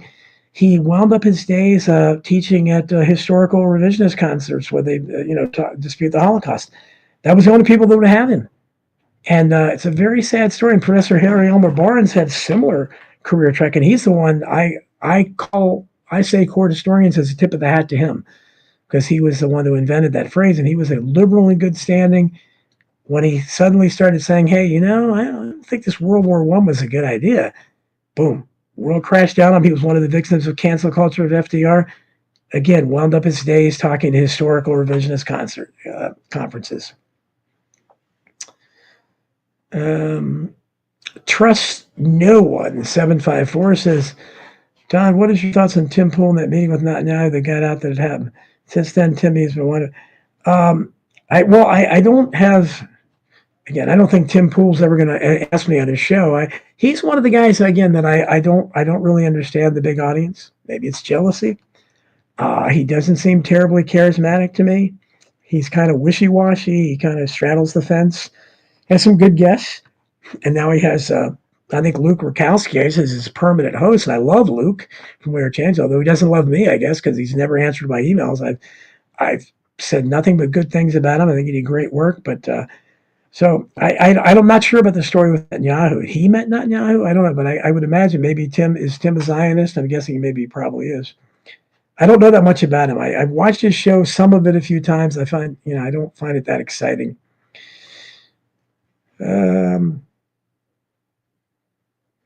That's right, Ron Helton. He did. JFK didn't. He told them he wasn't going to do it, and they tried to make it look like he pulled the rug out from under them at the Bay of Pigs, and he did not. Ellen, I'd like to see that movie too, about the Hamiltonian Aaron Ross. But you're not going to. The closest thing you're going to get is that Broadway production with Hamilton, where he's black, and just to show you how make Jefferson. I think they're all black, so I think Jefferson's black too. Again, why I don't know, but. As I understand it, I would never go see it like all these stupid virtue signaling ones, plunking down a bunch of money because it's chic. They think it's chic. And I think Jefferson is introduced halfway through the play where he jumps in and says, "What did I miss?" It's like, what? I don't know. Writing the Declaration of Independence, all that stuff. You somehow you forgot that, huh? Karen was reading the list of the Bohemian Club through history. Oh, it's got a great list. Bob Weir's I have heard that, Karen. Yeah, Bob Weir, the Grateful Dead. Yeah, people like that. Hank Azaria has been there. The voice, one of the voices on the Simpsons.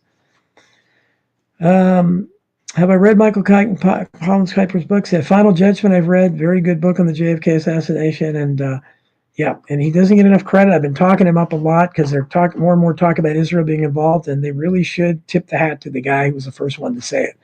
They don't, though. Okay. I'm going over your comments here. Yeah, I think the imperial presidency, it's just, you can't have the Madison. Look, I would have been with Patrick Henry and those guys that didn't trust, that smelt a rat in the Constitutional Convention. That was his line. I would have preferred the Articles of Confederation, but the Constitution was made palatable by the Bill of Rights, especially the First Amendment, and by the checks and balances that James Madison very brilliantly came up with.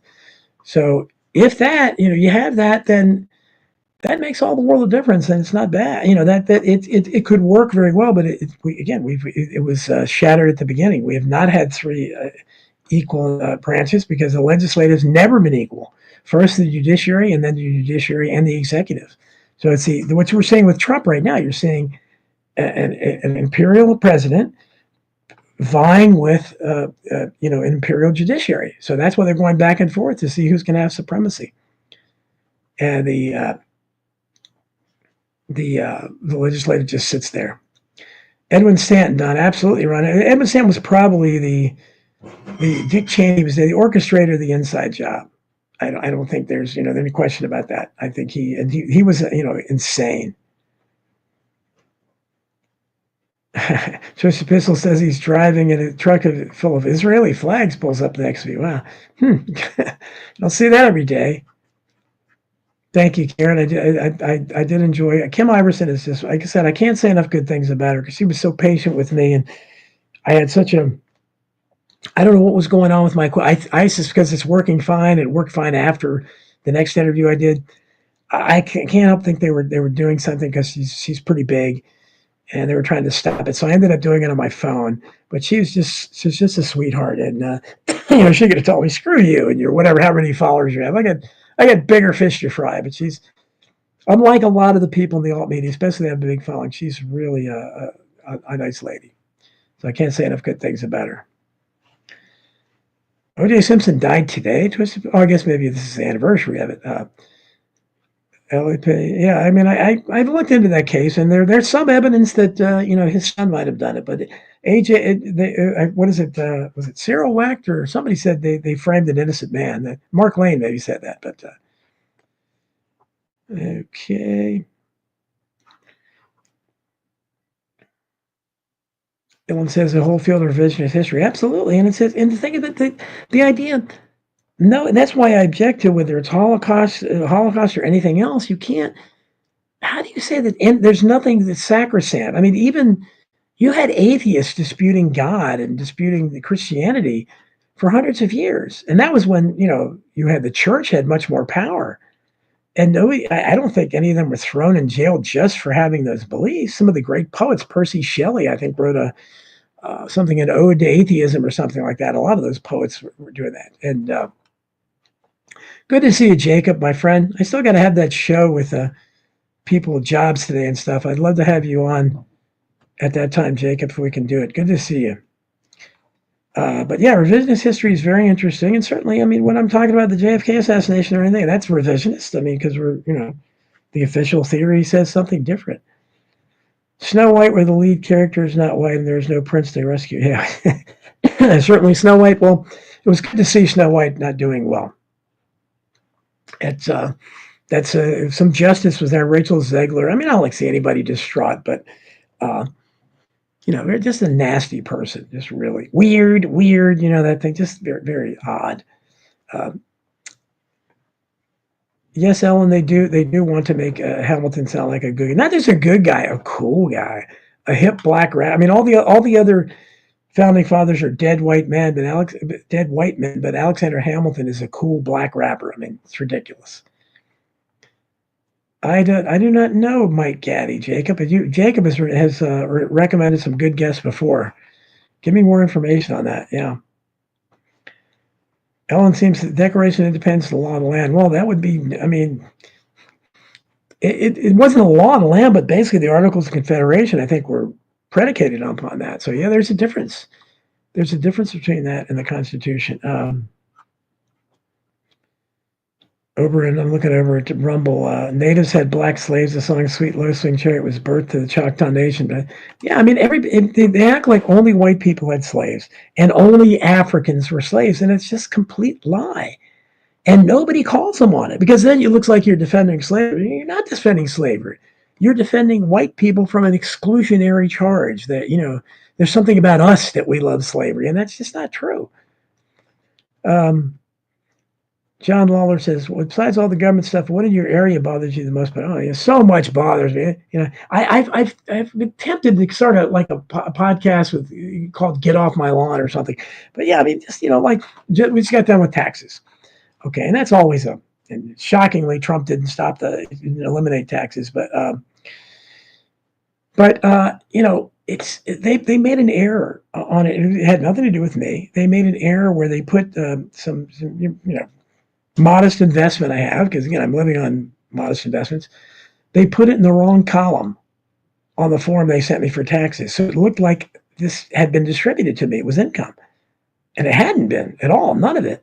So I had to go through such ropes with the credit union that did this, and it's a nightmare. It took me several days, and I had to go back to, because we have a place that does it. It's the AARP, who they'll do your taxes for free in most areas in our area for anyone. You don't have to be a senior citizen, and but it's a long process. So I had to go through it twice because of somebody's error, and they really didn't apologize much for it. Nobody apologizes at all, and so whenever anything goes wrong now, and a lot of times it does, I just resent the way it's so hard to get anything corrected or taken care of. It's like pulling teeth, and no one wants to do it, or they can't do it, and that's probably that's one of the things that drives me crazy. But that's why when I hear about the marketplace, even if I hadn't written Survival of the Richest, exposing how corrupt the marketplace is, I've never been impressed with it. I've never been impressed with the corporate world.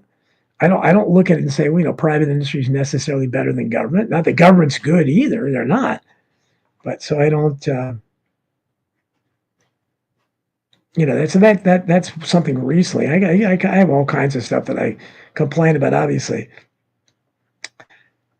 yes, Ellen Corley, she was. I think Kim Iverson was on The View at one point. I don't think she was a regular, but it's amazing. She's very strong on Israel too, and she told me she's a Trump agnostic too, so she likes that. Jacob, you do need to call me, brother. I'd like to talk to you. Public Broadcasting. I know a lot of people from there.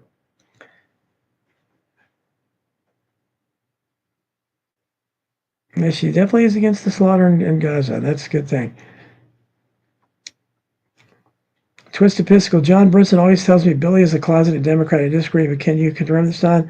Billy's a well, he sounded like one now. I think he would say he's not, but I think he said he's going to vote Democrat. I don't know. I think Trump has obviously changed his politics, as a lot of people's politics have been changed by Trump. And maybe John Brisson. I don't know what John Brisson's really in his own category too.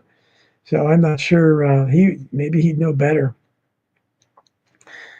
Now they don't want the people to understand the problem with central banks, Ellen, and that's the Articles of Confederation. The reason they worked is because they gave the Constitution gives limited powers to the central government, but the Articles of Confederation gave almost none. It was just basically it was a loose confederation, and that's why I don't think it's any accident that the Confederacy chose that term, Confederates, because of the Articles of Confederation. I don't think they picked that by accident, but it gave very limited powers to the central government, and basically under the Articles of Confederation, the states were just a loosely band of individual countries, little countries really, that were aligned together for the purposes of convenience mostly, and they could come and go as they wanted. There was no, and that's why when the idea that this union was a perpetual, people like Jefferson was, what are you talking about? Everything he wrote about contradicted that. Karen says she's not reading a lot of the comments that I'm reading. Oh, I don't know. I'm seeing a lot of them. I'm not sure why you're not. Taxes are a violation of it, and it's stuff, right? You're right, man. Especially, once the USAID stuff came out. I mean, I already knew anyhow, but the idea that, we're paying this government anything with what they're doing to their money. I mean, they have, what are we paying for? We're getting nothing for it. We're getting a war government. We're getting we're not getting our infrastructure built. We have a rigged economy. We don't have upward mobility for our country. We have, a terrible economy. Our trade is, we're seeing it now with these tariffs that are trying to, I guess you can give it the benefit of the doubt and say they're trying to correct it. But Ron says we don't need 99%. Absolutely. And that's why I say I have no argument with the anarchists anymore. What's the argument against anarchy? What authority? Anarchy is saying that we don't have, there's no authority that's worth trusting. What authority is worth trusting? None. There is none. So there's no argument anymore about it. Ellen says, what is a populist? Can we do it? We tried to develop a populist party. And populism is basically being against bigness and being against too much concentrated power, whether it's private or public. So that's why we don't like big government or big business. And Huey Long is the most foremost populist in our history. Read about him. You read what I wrote about him in Survival of the Richest. And it's being for the little guy. And that's what everything I do is basically based on that. Okay. Kellen says, how could we impeach a president? Well, it's been done, especially in recent years. I mean, especially Trump was impeached 3 times. So the problem is with the phony partisanship. I mean, in reality, none of them were very few of them are any good. But the other party's never going to, agree to impeach their own party. It's never going to happen unless you get a real outsider in there. And then, of course, they would agree to it. But that's the problem. So impeaching, I don't know. That's removing one person, But certainly we need to impeach a lot of public officials, including judges. But it hasn't been very successful. They couldn't recall Gavin Newsom, and I think they tried twice there.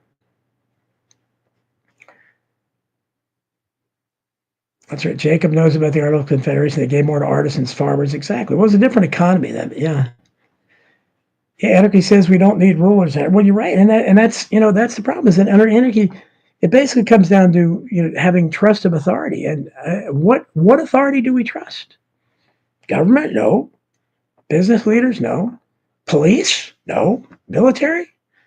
I don't trust any of them. Local officials, school boards? Nothing. So that's the problem. Is that you have to earn the trust, and they haven't.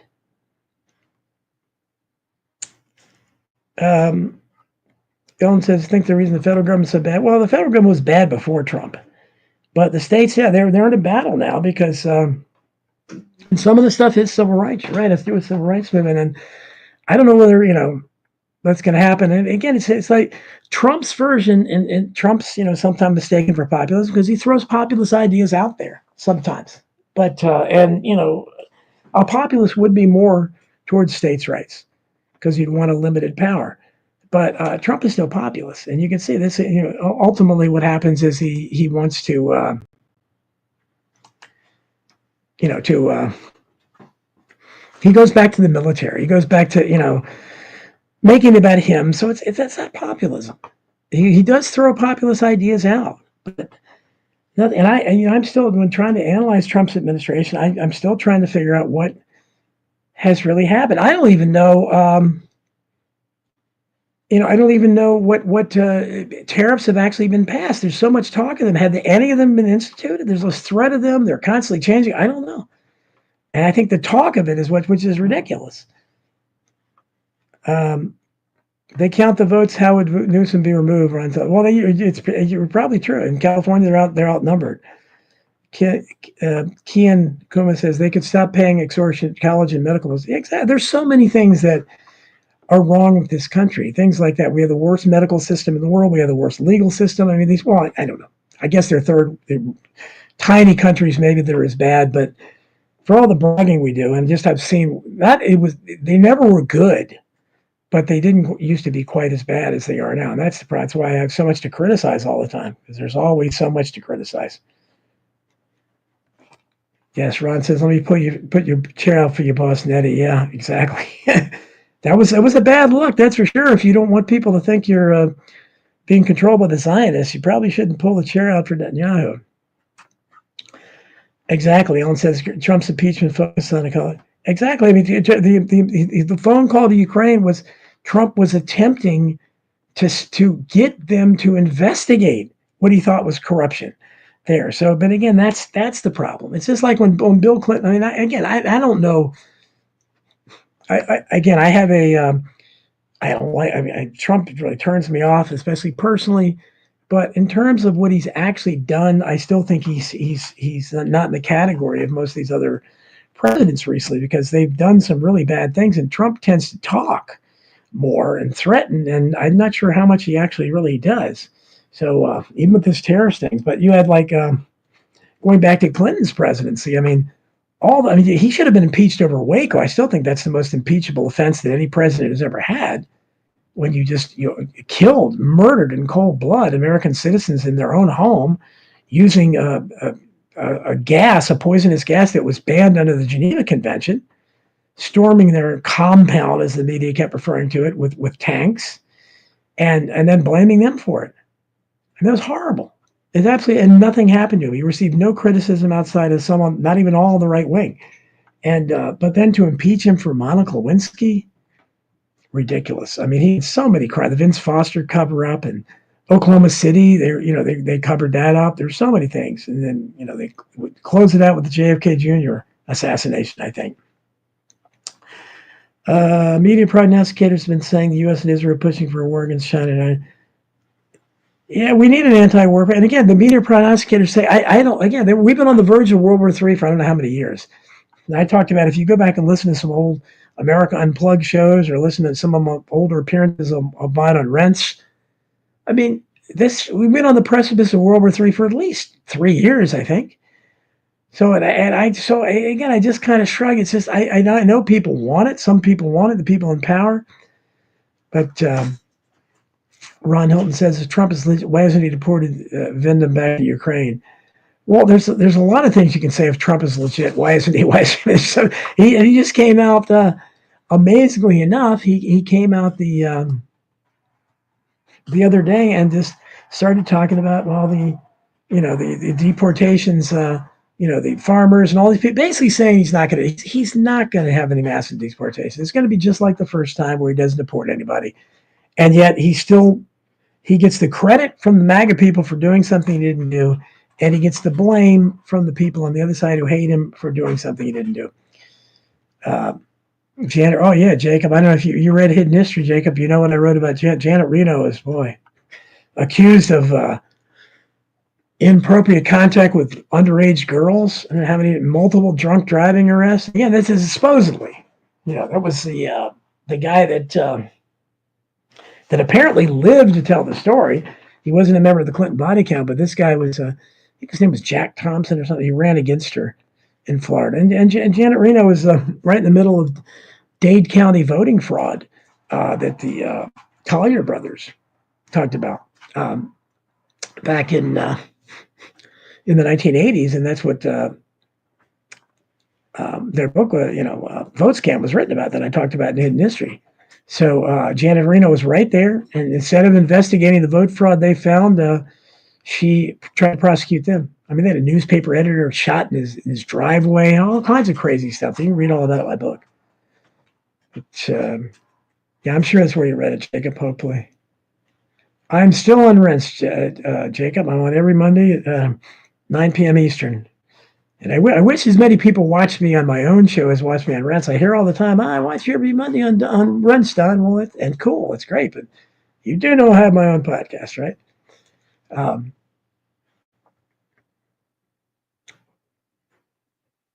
Ron Helton said that he would strip the guy Vindman of his. Yeah, exactly. I mean, there's so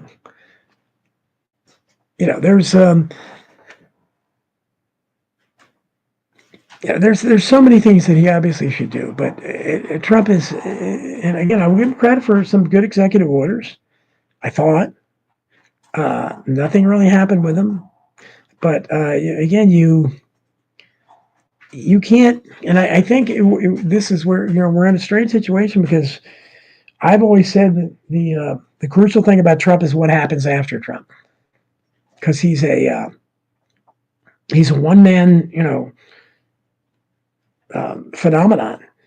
There is nobody else, and he's you can say the Freedom Caucus, but they're not. Trump is his own person, and even though he has been president twice now, he hasn't swept a lot of people in Congress with him. And part of this is because he doesn't endorse the people who support his ideas. And this is still happening. Look at Thomas Massie, by far the best member of Congress. Nobody's even, I would love to see Massie. If there was a populist movement or something, I'd love to see Massie. He's the best politician we have. And he didn't slow down after his wife died very mysteriously after he gave that interview with Tucker about AIPAC. So great credit to him.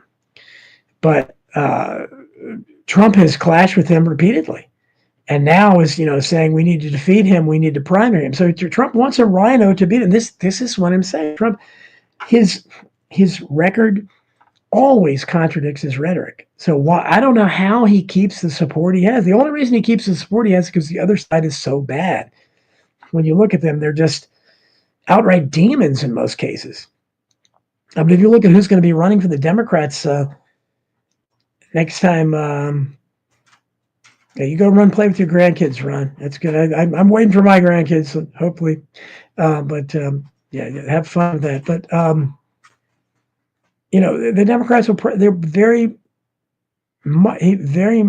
well might be running Stephen A. Smith for president.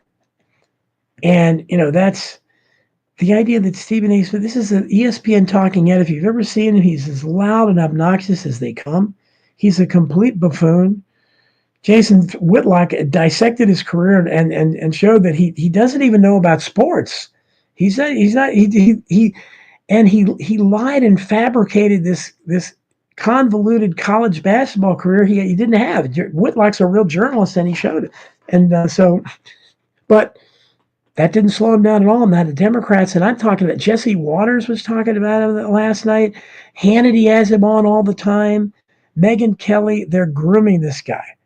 They want him to be installed. He's a complete idiot. So as long as you have that on the other side, none of us with any reason, I mean, if we still believe in the process enough to go into the trouble of voting, we're going to vote Republican. Because if you actually think maybe they're counting the votes, they're unquestionably the lesser of two evils. At this point, the other side is downright satanic in most cases. If you look at some of the leaders they have, from Gavin Newsom to Jasmine Crockett to possibly Stephen A. Smith to Pocahontas over there. I mean, these are just the worst. Adam Schiff. These are the worst people in the world. Robin Lee says Clinton was impeached for lying or oh yeah, no, he wasn't. I don't know that he should have been impeached for that, because again, it wasn't anywhere near as great as crime, but he did lie under oath, absolutely. But the mantra was, "Oh, you can't impeach him for a blowjob," and that's what everybody said. But compared to all the other shenanigans him and Hillary had been, I mean, remember Cattlegate, where I think Hillary turned like $100 into, I don't know how many hundreds of thousands, or in like months. I can't remember exactly, but it was ridiculous. Ellen Corley says about Vince Foster. Okay, she's talking about a story about that, but yeah, and I hope you caught that show, Ellen. It's probably been 3 weeks ago or so, where I had Hugh Turley on, who's probably the foremost expert in the world on Vince Foster, and we had a great conversation about that. So you can catch that if you didn't catch it. Oh God, Rahm Emanuel, that's wow. Yeah, it doesn't get any worse than that. And the Emanuel brothers, and again, I wrote about them in several books, including Bullyocracy, and there's three of them. There's Ari Emanuel, who is the biggest agent in Hollywood. There's Rahm Emanuel, who is this mobster wannabe political hack behind the Democrats, and there's an Emanuel that's a medical guy that came out with that ridiculous thing saying he didn't want to live to be 75, and I think he is 75 now, so he probably feels differently, I'm guessing. But these Emanuel brothers were garden variety bullies when they were young, and I published the account of a guy who was bullied by them, and he talked about how bad. I mean, these were just horrible people.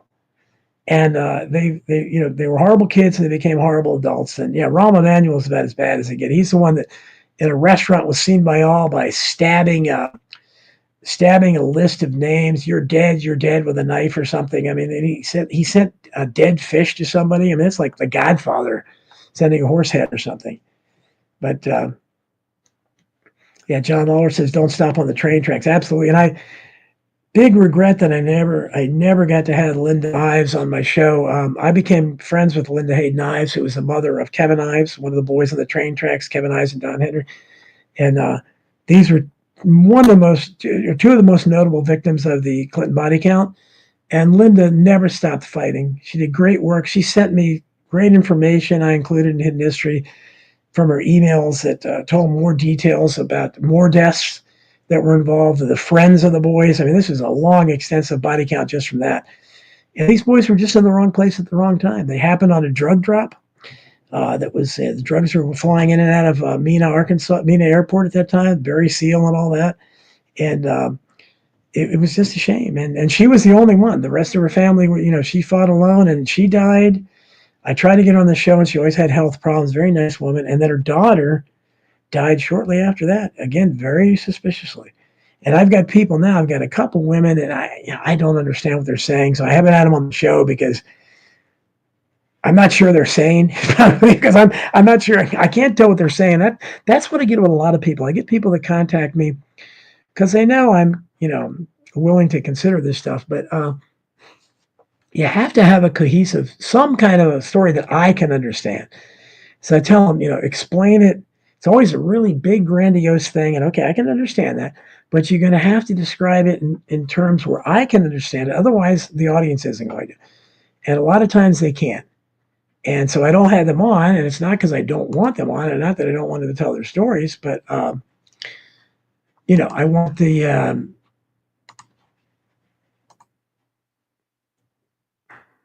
I want people to be able to get what they're saying. But there's a lot of those interesting stories out there that I would like to hear more about.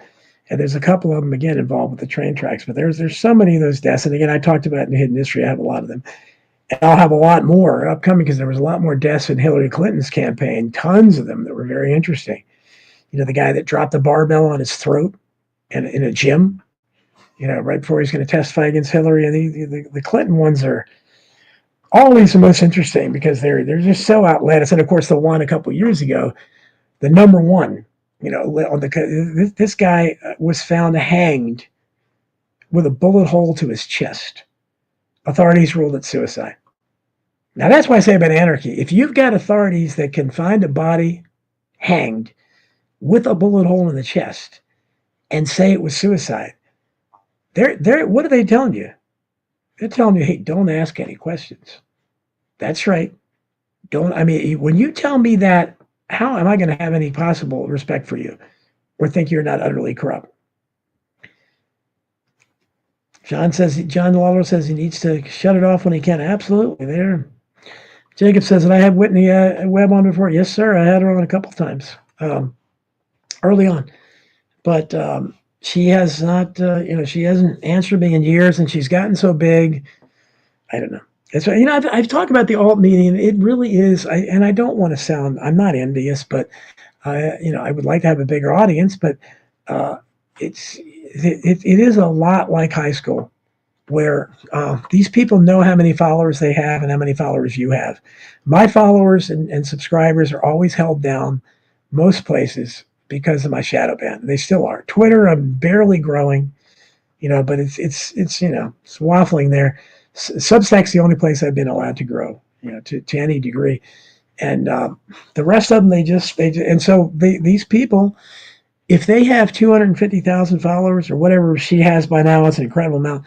If they look at that and they see, I've got over 6,000 or something like that on Twitter, I think. It's like, you're not going to be invited to their table in the cafeteria. It's that level, I think. White Wolf shows up. Good to see you, White Wolf. He thinks Whitney Webb is controlled out. Well, and Whitney comes from a wealthy background, and that always helps to build your base, because if money always helps. White Wolf also says Last American Vagabond. I don't know anything. I've heard them, but I don't know much about them. But so yeah, I'd like to have, and that's the thing is I want to work with all these people, and that's why I'm amazed Kim Iverson, because she is big, and she's she's, first of all, she's very sweet and down to earth, and she was just incredibly patient with me when I had these issues with the connection. Said, look at this guy, he doesn't have that many followers, screw him. I don't have time for this. But and Chris Buchan shows up. Wow, where's Chris Buchan been?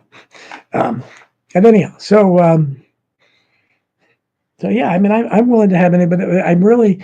It looks like most of you. And Chris Buchan says, "Oh, Kim Iverson's a hot piece of ass." Well, she's easy on the eye too. She's easy on the eyes, Chris. There's no doubt about it. And the fact that she was that she's as nice as she looks, nicer. So So I can't say enough things about her. And Sherry Tenpenny's another one that's very nice to me. And and she has a big following now too. So I'm going to be on Coast to Coast again next month. Richard Stewart's a great guy. Whenever he's a guest host there, he has me on a lot. So we'll be talking that's the biggest forum any of us can get. It's 8 to 10 million listeners. So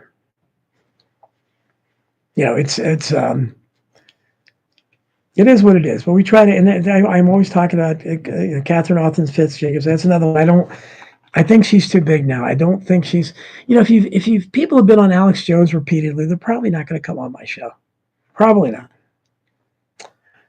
Little Danny Hunchback, good to see you. Says, what do you think of David Icke's views in the alt media? Well, yeah, and David Icke has changed, and I like David Icke, and he's an interesting guy, but he's got a pretty bad case of Trump derangement syndrome, and I think when you have it, what happens is you see everything through that prism. Trump has taken over politics, and he's a central figure, and he's poisoned the well. He's made it hard for ever to be a third party, an alternative movement, and that's why I said all the time that was his assignment. But that doesn't mean that you ignore the horrible things that are going on by other people, the people that seemingly oppose him. How much this is theatrical or not is hard to tell, but it's. And White Wolf says Catherine Austin Fitz another. But White Wolf, I hope you don't think I am, because White Wolf pretty much thinks everybody's an asset. So hopefully he doesn't think I am. Because if I am, I'm woefully underpaid. That's for sure. And they haven't done a good job of promoting me enough. Well,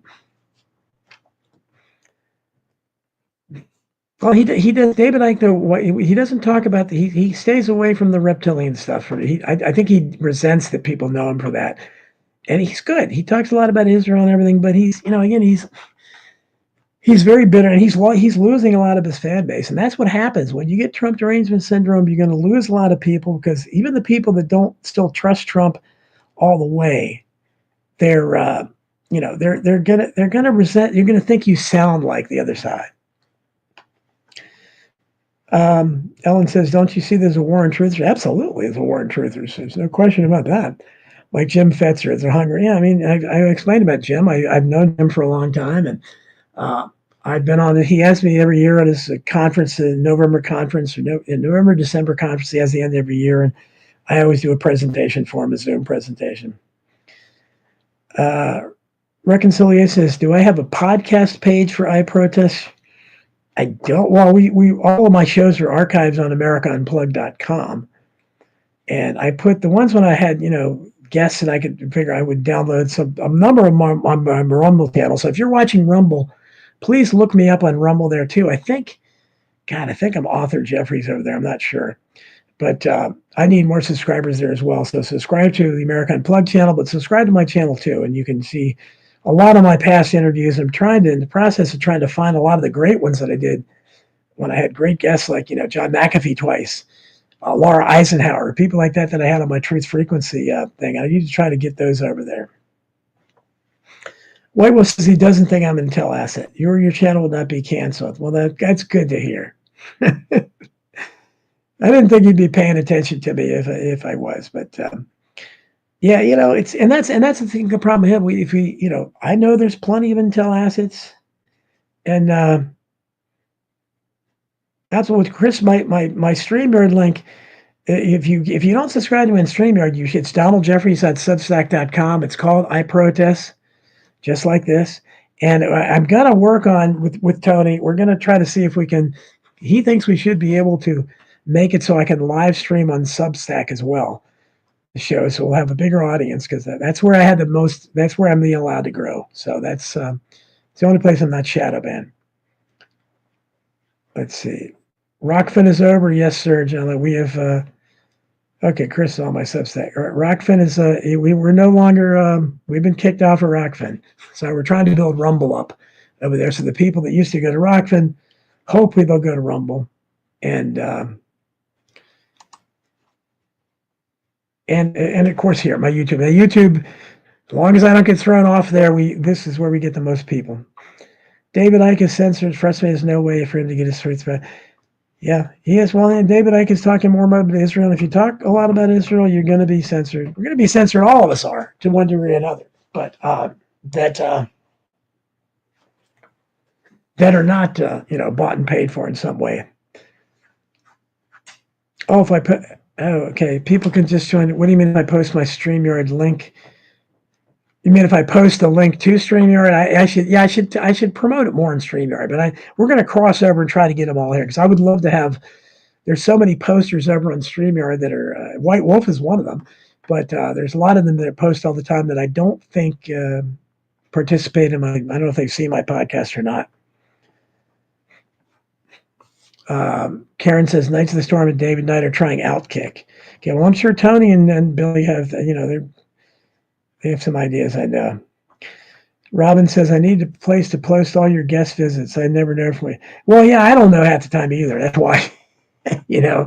That's but I do. I need people, and that's why I said I asked for a while back. Anybody who wants to volunteer to help me organize things and get me better promoted, I would love it. I appreciate it. Ellen says, how do you define shadow banning? Well, in my case, it's like when on Facebook, when I post something, people won't see it, and they'll tell me later, I'm just getting this, 4 days later, or they'll never see it. On Twitter, what they were doing is they were unfollowing people. People were telling me, I followed you like 8 times. They keep unfollowing me. So I don't know why that is, but it is. But we're just about out of time here, folks. I got to get off a couple minutes early, but I appreciate everyone listening. I love all the participation in the chat. Thanks, everybody, for being here. And we'll see you tomorrow on America Unplugged. Listening to these same outlets, and we'll see you next week at the same time. Thanks, everybody in the chat room. I protest. Take care.